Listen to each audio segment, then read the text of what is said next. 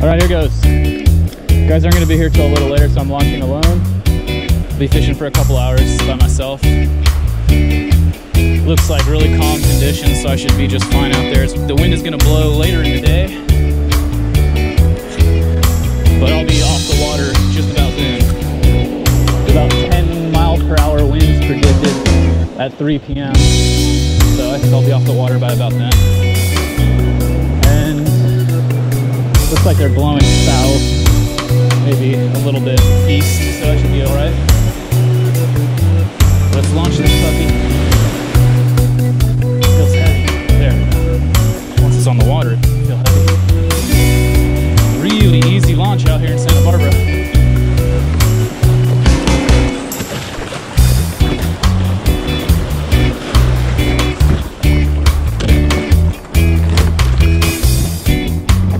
There we go. Aim for that hole right there. Almost got wet. Just fine, just fine. Nice and easy. Water clarity looks stained so far up here in the shallows.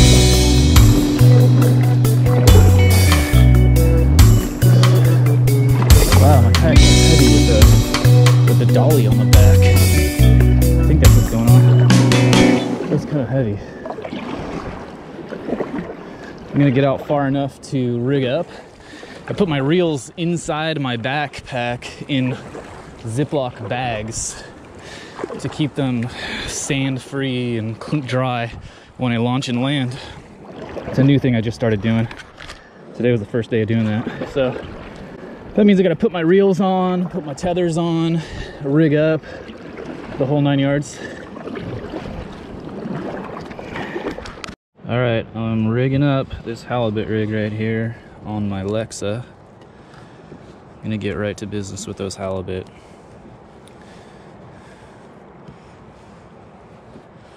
Wasn't sure if I was gonna go out for sheep initially or what. Could always just throw a shrimp on there in the meantime while I'm waiting to get some live bait on deck. I'm using 25-pound Berkeley big game for a leader. I would prefer to use 20-pound Iserline XXX, but this is what I've got, and I think it'll work just as well. All right, so here's the rig I'm doing. It's a little different than what some of my mentors have recommended, but it's kind of a traditional rig somewhat for halibut. It's a trap rig. I'm using a number 4 ringed live bait hook in the nose, and then I'm going to put this little treble hook in the back and the tail. So it's, you know, it's nothing new. It's what everybody does pretty much. But my mentors have special rigs that I don't really even know. They haven't really revealed their secret to me yet. So I'm going to do it this way, and I feel pretty confident that it's a pretty proven method. We'll see how it goes. I'm going to leave just enough length to get, you know, if I get a Spanish Mac, I want to be able to hit it in the tail. So I'm going to leave enough length for that.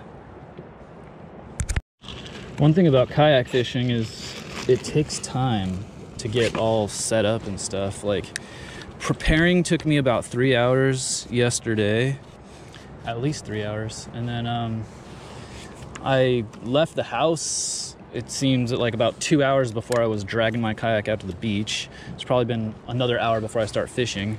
So from the time you leave your house, for the time I leave my house, and I'm 15 minutes from the beach, it's 3 hours before I start fishing. So if you leave at 5, you might be fishing by 8 a.m., that sort of thing. It takes time, man. Okay, I've got my sabiki down on the left, and I put down some frozen shrimp on the right. And I'm just gonna fish that frozen shrimp until I come up on some live bait.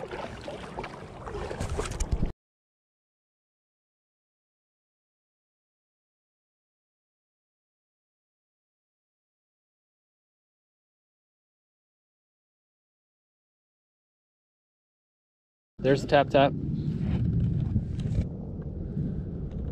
It's gonna be fun on this little bass rod. It's gonna be hilarious.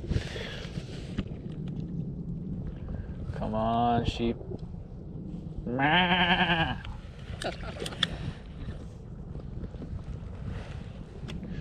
All right, we got Aidan. We got Patrick. Morning. What's up, guys? There's some taps. Oh yeah. Come on. There he is. There he is. On the 7-foot bass rod. 30-pound test. Fish ain't got it. Okay, I got a little female. Is she 12?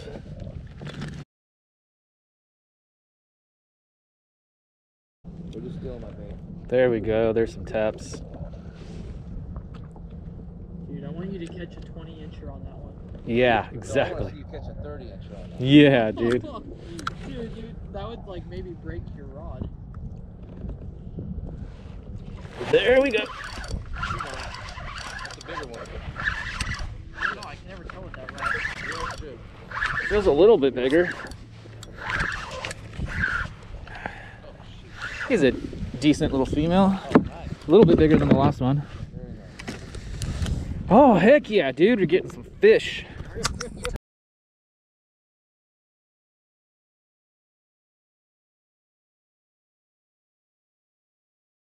Aidan is on. Aidan is on. Check him out. He's fighting a good fish right now. Got it. Okay, so I got 2 sheeps and a sand bass. Gotta get a picture of the guy. I'm trying to get this number 3 on the screen here. Holy moly! Oh my god! Look at that monster! Big boy. Dude, you got yourself a monster. Yeah, why not use the net? The net's too weak. It's Okay. really small fish. Dude, look at that sheephead. Nice. Holy moly! Yeah, buddy. I'm telling you, they're here. Oh, wow, look at that. What a fish, man. Way to go. This is about a 22 out there. I love that video. The very first time I ever sheepfish with you, I caught that 22. Your YouTube? I've made like 600 bucks on my YouTube channel so far. Really? That's good. That's good. Yeah, it is. That looks like it might be just 14 maybe. Let's see.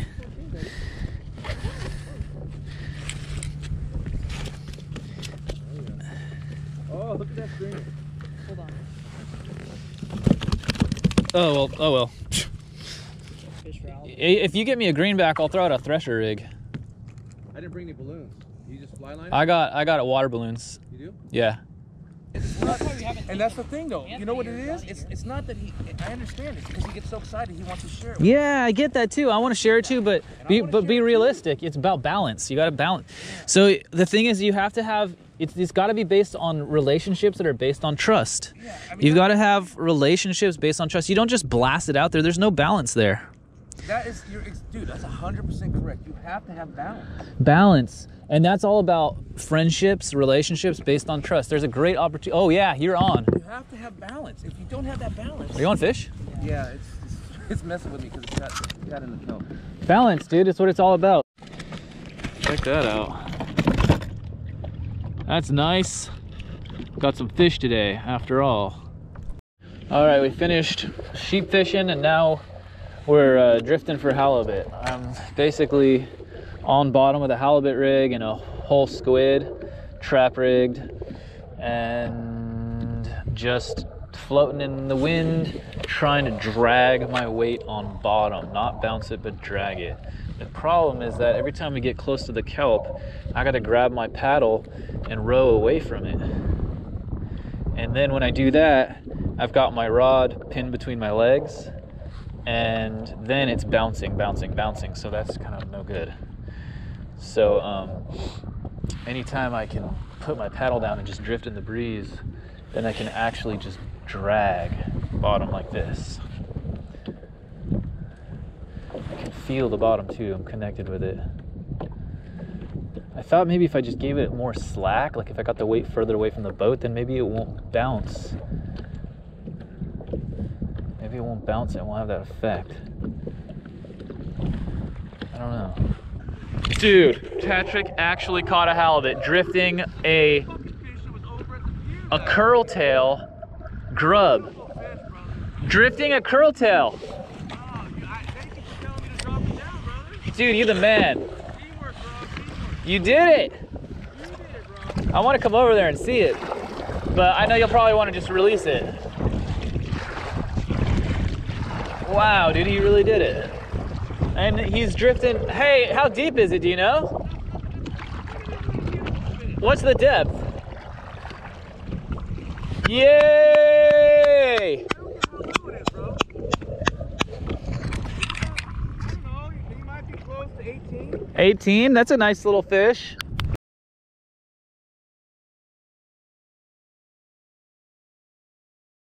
Oh my gosh, we got a big fish on. Wow, big. He's big, dude. All right, let's work this big boy in. I better reel my other one up.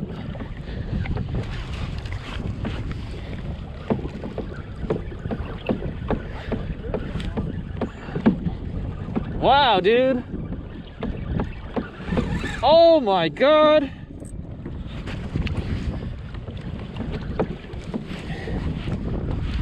He ain't going nowhere. What is this thing?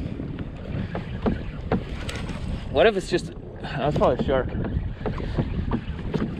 I'm trying to get my other. Oh my gosh. Okay, my other one's out of the water. He's coming. Dude, come over here. It's huge. It's huge. Whatever it is, it's big. Okay, get my fish here, keep my rod horizontal. Whoa, dude, 25-pound leader. I hope he doesn't break off. I want to see it. There he is, I can see him. What is it? Shark. Wow, big shark. I don't know how big he is. He's big though. Sheephead? Yeah. There he is. 3 foot.